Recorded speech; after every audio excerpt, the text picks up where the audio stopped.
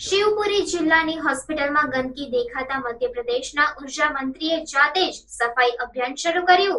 શિવપુરી જિલ્લાની હોસ્પિટલમાં ગંદકી દેખાતા મધ્યપ્રદેશના ઉર્જા મંત્રીએ જાતે જ સફાઈ અભિયાન શરૂ કરી દીધું।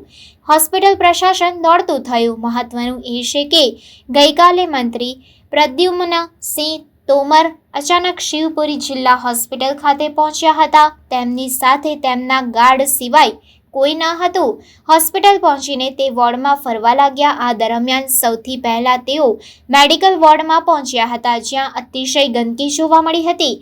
તેઓએ સર્જિકલ વોર્ડ અને આઈસીયુ વોર્ડમાં પણ ગંદકી જોઈ। આનાથી મંત્રી નારાજ થઈ ગયા અને રાત્રે જ સફાઈ એજન્સી વિરુદ્ધ એફઆઈઆર નોંધાવી હતી।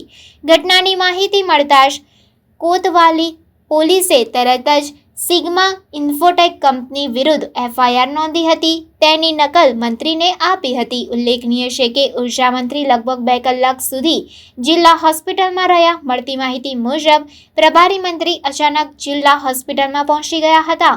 મંત્રીની જિલ્લા હોસ્પિટલની મુલાકાતની માહિતી મળતાની સાથે જ સિવિલ સર્જન BL યાદવથી લઈને SDM Umesh Kaurav, additional SP Sanjeev Mule અને બાદમાં કલેક્ટર રવિન્દ્ર કુમાર ચૌધરી તમામ ઘટના સ્થળે પહોંચી ગયા હતા।